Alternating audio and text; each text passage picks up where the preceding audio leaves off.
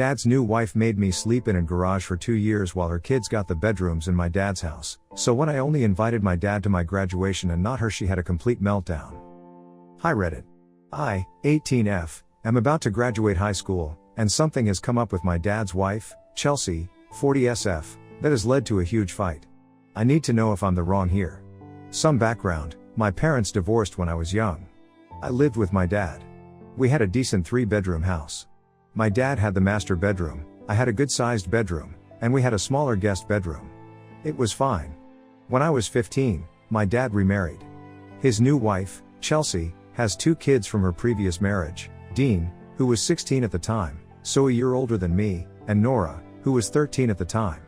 When Chelsea and her kids were about to move in, the discussion about rooms came up. Chelsea had a lot of ideas about how things should be. She said that since Dean was older and a boy, he should have a larger room, so she suggested he take my bedroom. She said Nora, being a young girl, needed a nice, comfortable space, so she should get the guest room. Chelsea and my dad would share the master bedroom. This arrangement left me without a room in the house. My dad looked a bit uncomfortable when this was laid out. I remember him shifting his weight and not looking at me. Chelsea then brightly suggested that I could move into the garage. She said it would be like my own private apartment or a cool den for a teenager. She told my dad they could fix it up, put some stuff out there, and it would be great. My dad, who usually avoids conflict, especially with Chelsea, eventually agreed. He told me it might be fun, like having my own space. The fixing up of the garage was very minimal. They put down an old rug from the attic over the concrete floor. They moved a worn-out couch, a small, wobbly desk, and an old bookshelf out there. For heating in winter, I got a small electric space heater. For cooling in summer, a cheap box fan. That was it. It was still very much a garage. It was detached from the house, so I had to go outside to get to the bathroom or kitchen.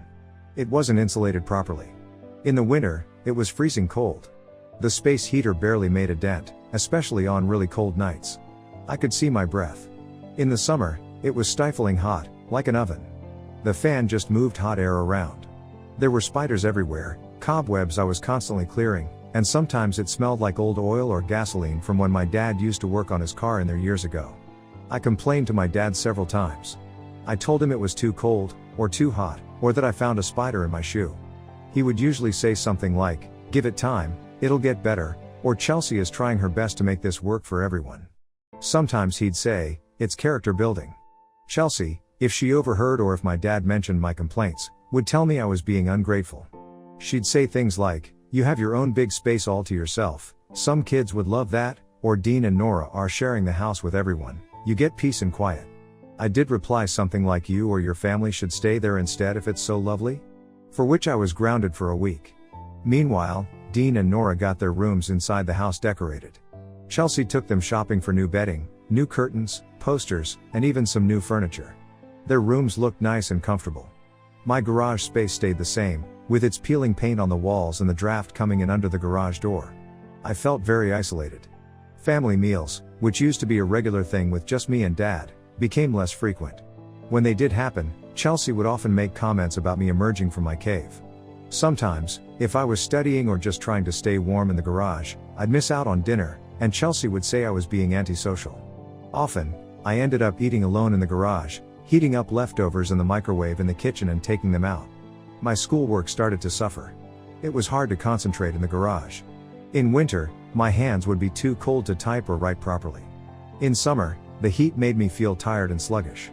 The single bare bulb hanging from the ceiling wasn't great for studying either. There were other things too.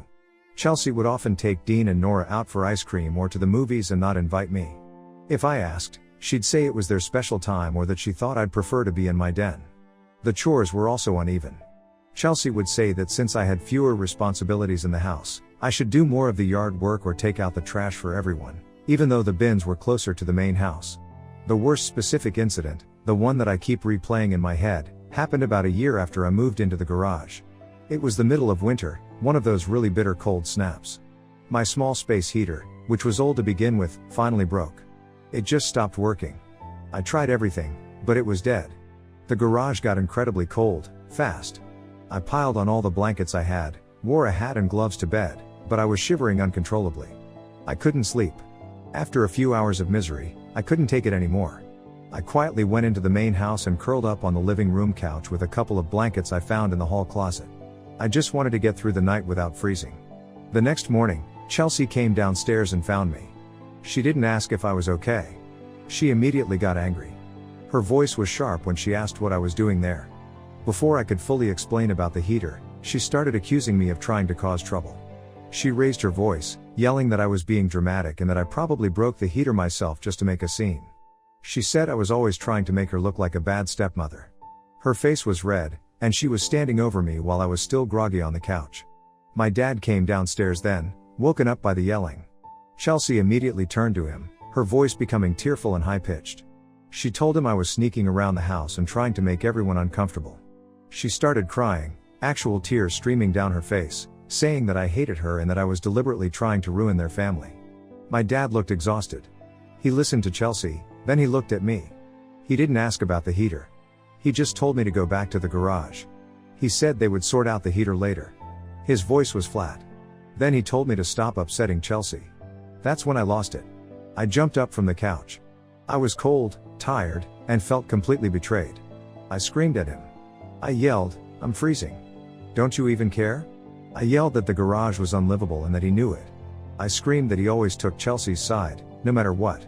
I think I yelled something like, "She's horrible and you let her treat me like dirt, and you don't care about me at all." Chelsea started screaming back at me then. She called me an ungrateful brat and a liar. She stepped forward and pointed her finger right in my face and said I was lucky to have a roof over my head at all. My dad moved between us, but he was mostly facing me. He told me to calm down and show some respect to Chelsea. He said I was overreacting and that the garage wasn't that bad. I was crying by then, from cold and anger and just feeling hopeless. I refused to apologize to Chelsea when my dad told me to. He then told me to go to the garage and wait there until he could talk to me. I went. I was still shivering. The broken space heater sat there, useless. It took them 2 days to get me a new one, another cheap, barely adequate model. For those 2 nights, I slept in multiple layers of clothes, wearing my winter coat and hat, and was still cold. The next 2 years in that garage were more of the same. I basically retreated there. I avoided Chelsea as much as possible. My relationship with my dad became very strained. He would try to talk to me sometimes, usually when Chelsea wasn't around, but it always felt like he was trying to get me to apologize to Chelsea or to understand her side. He never really acknowledged how bad the garage situation was for me. He'd say things like, "Chelsea is just trying to blend the family, or you need to meet her halfway." Now, fast forward to the present. I'm 18. I'm graduating high school in a few weeks. I've been working a part-time job and saving every penny I can so I can move out as soon as I graduate. The living situation hasn't changed. I'm still in the garage. My school gives out a limited number of tickets for the graduation ceremony. I have enough for 2 guests. My mom lives in another state. Our relationship is a bit complicated due to distance and her own past issues, but she has always been supportive in her own way and she definitely wants to come to my graduation. So, 1 ticket is for her. The other ticket, I plan to give to my dad. A few days ago, my dad asked about the graduation plans. I told him I had a ticket for him and 1 for mom. He then said, "Okay, and what about Chelsea's ticket? We'll need 1 for her too." I took a breath and told him, "Chelsea isn't invited. I only have 2 tickets, and they are for you and mom." My dad got very quiet for a moment, then his face got red. He said that Chelsea is his wife and part of the family, that she has been in my life for 3 years, and that it would be incredibly rude and hurtful to exclude her, leaving her very upset. Well, Chelsea found out. I don't know if my dad told her, or if she overheard. She confronted me yesterday when I came into the kitchen to get some water. She was furious. She started by saying she heard I wasn't planning on inviting her to my graduation. She accused me of being vindictive and deliberately trying to hurt her and my dad. She said I was petty and living in the past, and that I needed to grow up and learn forgiveness. Her voice started to get louder and she began to pace the kitchen. She screamed that she had tried her absolute best to make a blended family work, that she had opened her home to me, conveniently forgetting it was my home first, and that I had been nothing but an ungrateful child from day one. Then she started to cry, saying I was trying to drive a wedge between her and my dad, and that I was ruining what should be a happy family celebration. She got right up in my face, tears on her cheeks, yelling about how much she had sacrificed. I just snapped. All those years of resentment came pouring out. I yelled back at her, just as loud. I screamed, "You are not welcome because you made me sleep in a freezing, disgusting garage for 2 whole years while your precious kids had warm bedrooms inside my house. I brought up the broken heater, the spiders, the summer heat, the constant feeling of being an outcast in my own home. I yelled that she made my teenage years a misery. I told her she didn't care if I froze or sweated or got sick, as long as her kids were comfortable. I screamed that she had no right to be there to celebrate an achievement I made despite the horrible conditions she put me in. I might have gestured wildly, I was so angry. I ended by shouting that she didn't deserve to share any part of my success. My dad came running in then, hearing the shouting. He immediately started yelling at me. He told me to stop disrespecting Chelsea. He said I was being cruel and that I was deliberately trying to embarrass him in front of Chelsea, and demanded that I apologize to her immediately and tell her she could come to the graduation. I just looked at him, then at Chelsea, who was now sobbing into her hands but peeking at me through her fingers, and I said, "No. She is not coming." Then I turned and walked out, back to my garage. Now my dad is giving me the silent treatment. He sighs dramatically whenever I'm in the same room. He's also been sending me text messages saying I need to do the right thing and fix this mess I've created. Chelsea is avoiding me, but I can hear her talking about me to my dad in hushed, angry tones. Dean and Nora are looking at me like I'm a monster. I really don't want her there. The thought of her smiling and pretending to be a proud stepmom makes me feel sick. But my dad is my dad, and he's making me feel like I'm a terrible person. So, Reddit, Ida for telling my dad's new wife that she isn't welcome at my graduation after she made me sleep in the garage for 2 years? Update 1, hi everyone, it's been about 5 days since my original post. First, I want to say thank you so much for all the comments, messages, and awards. I read a lot of them, and it was overwhelming, but in a mostly good way. It helped me feel less like I was going crazy or being unreasonable.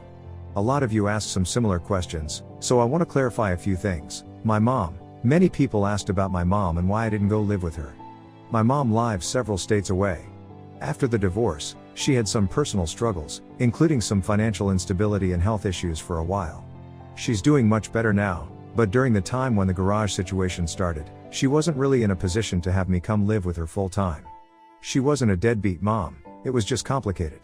We talk on the phone, and she visits when she can, but moving in with her wasn't a simple option back then. She knew I wasn't happy with the living situation, but I probably downplayed how bad the garage truly was because I didn't want to worry her too much, and I also felt a strange sort of shame about it. She is definitely coming to my graduation, and she's very angry at my dad and Chelsea now that I've told her the full extent of everything.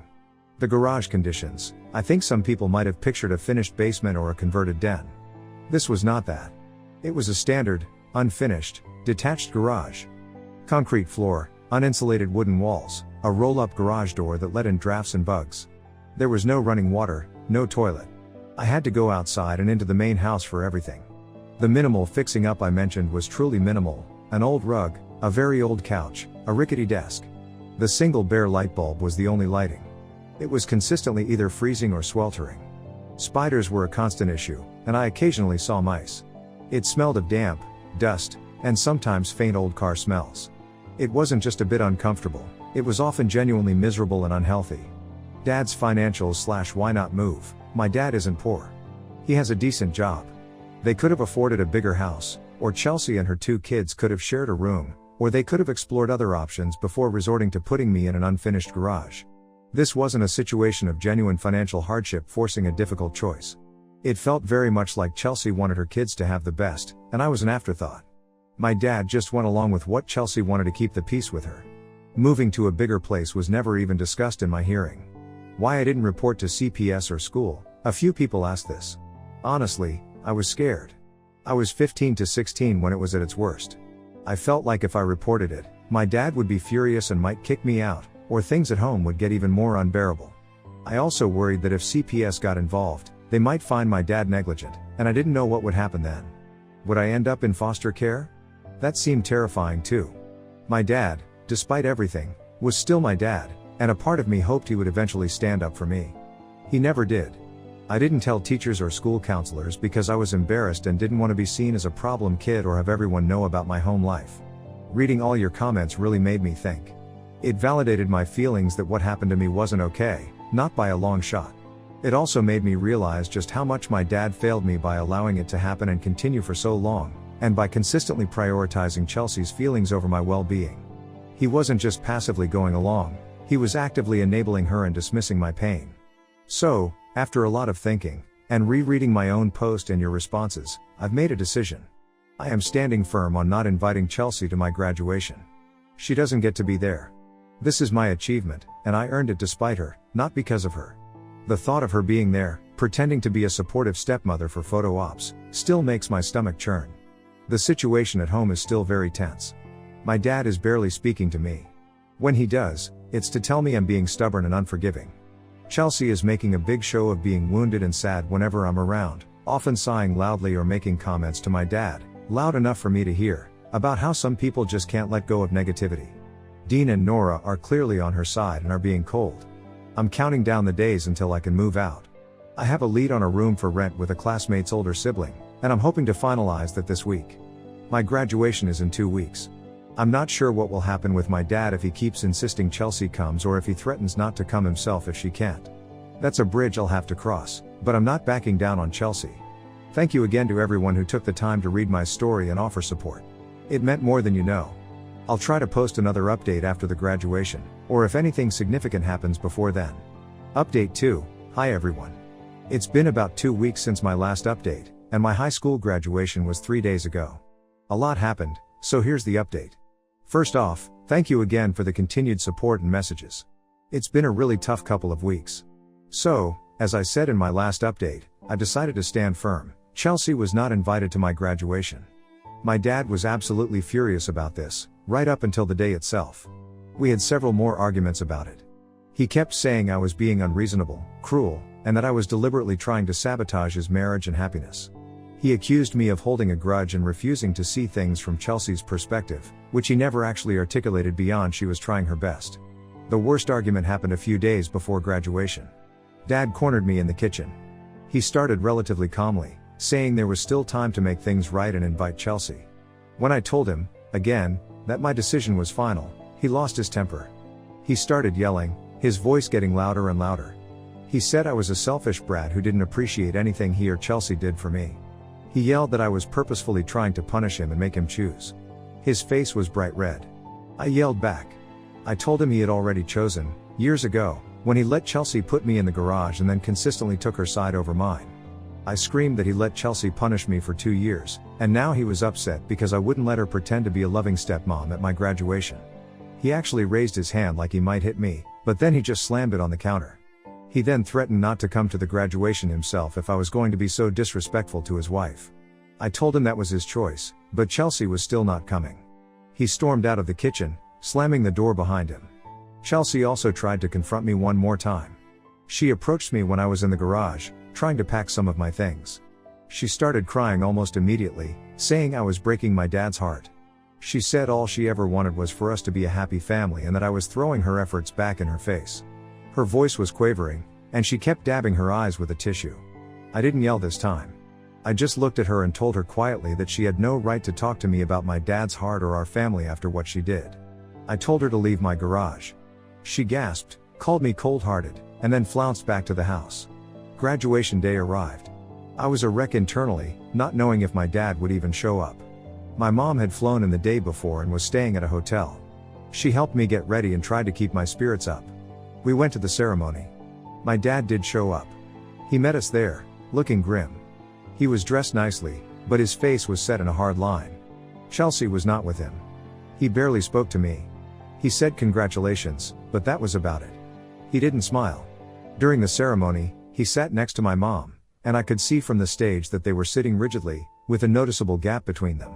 My mom told me later he was very curt with her as well. After the ceremony, my mom had planned a small celebratory lunch for us. My dad came, but it was incredibly awkward. He picked at his food, answered questions from my mom in monosyllables, and barely looked at me. He kept checking his phone. After about an hour, he made an excuse about needing to get back and left. He gave me a stiff, one-armed hug and said well done before he walked out.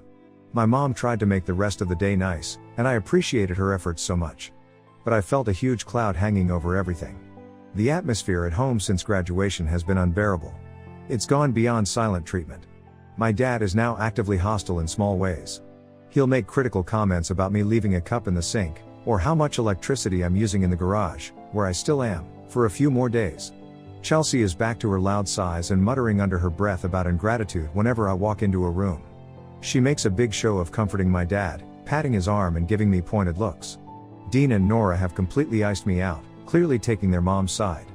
Dean even made a comment about how I ruined graduation for dad. The good news, if you can call it that, is that I finalized the room rental. I'm moving out in 2 days.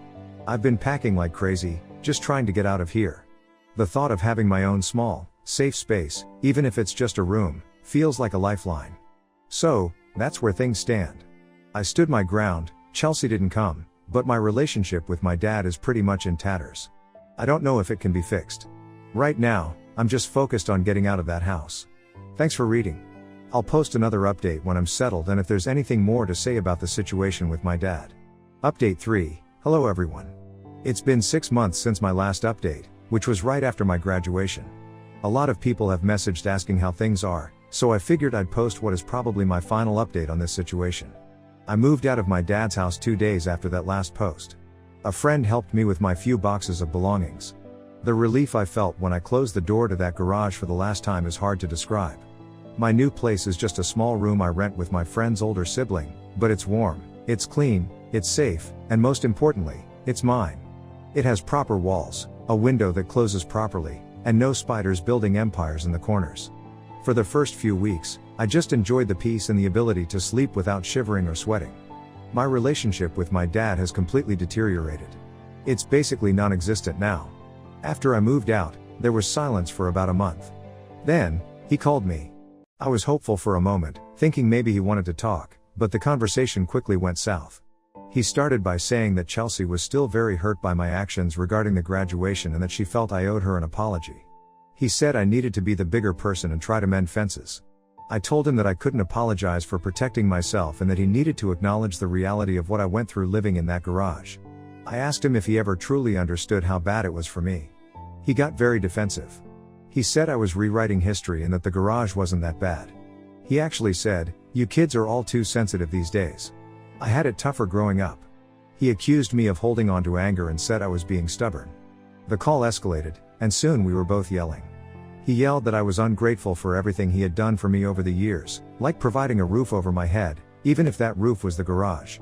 I yelled back that he let his new wife systematically mistreat me and emotionally abuse me for years, and that he chose her over his own child. He hung up on me. There have been a couple of text message exchanges since then. They were short and equally unproductive. He'd send something generic like "hope you're okay," and if I tried to engage on any meaningful level about our issues, he'd shut down or reiterate that I was the one who needed to change my attitude. I found out through my mom that Chelsea has been very active in controlling the narrative.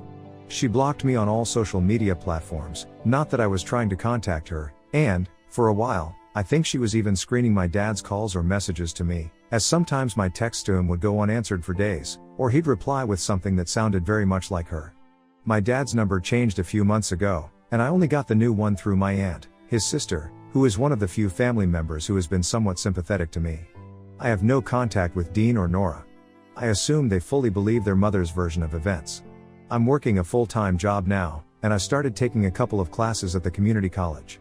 I'm trying to build my own life, independent of all that drama. It's hard sometimes, especially around holidays or when I see other people my age with supportive families, but I'm managing. So, that's the current state of affairs. The relationship with my dad is, for all intents and purposes, over. Maybe someday that will change, but right now, I don't see how, not unless he's willing to take some responsibility for his part in what happened, and I don't see Chelsea ever letting that happen. Thank you to everyone on Reddit who listened and offered advice and support.